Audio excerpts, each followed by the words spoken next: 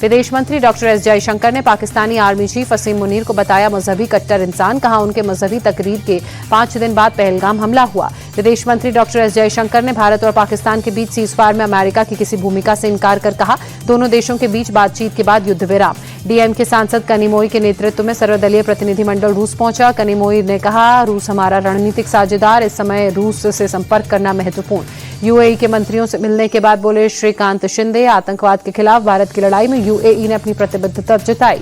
आतंकवाद का कोई धर्म नहीं, पूरी दुनिया के लिए खतरा। भारतीय सांसदों के साथ बैठक के बाद यूएई का बयान।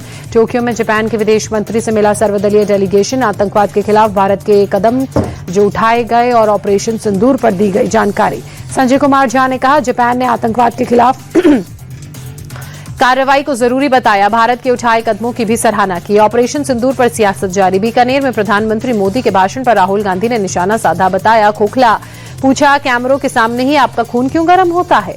एआईएमआईएम चीफ असदुद्दीन ओवैसी ने कहा पहलगाम की घटना 1 महीने उसे बीत गए, सरकार से अपील है कि उन दहशतगर्दों को पकड़िए जिन्होंने हमारी बहनों को विधवा किया। महाराष्ट्र कांग्रेस अध्यक्ष हर्षवर्धन सपकाल का बयान। ऑपरेशन सिंदूर को लेकर बीजेपी खुद सवालों के घेरे में है, इसलिए कांग्रेस को बदनाम कर रही है।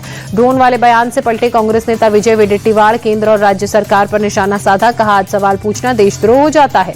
कांग्रेस सांसद प्रणीति शिंदे ने संसद सत्र नहीं बुलाने पर केंद्र को घेरा। पूछा आखिर क्या छिपाना चाहती है सरकार। पाकिस्तान का चहेता बनने के लिए घटिया राजनीति कर रही है कांग्रेस। बीजेपी के राष्ट्रीय महासचिव तरुण चुघ का पलटवार। रविशंकर प्रसाद ने कहा ऑपरेशन सिंदूर के बाद आतंकियों में खौफ। हाफिज सईद, मसूद अजहर सेफ हाउस में छिपे।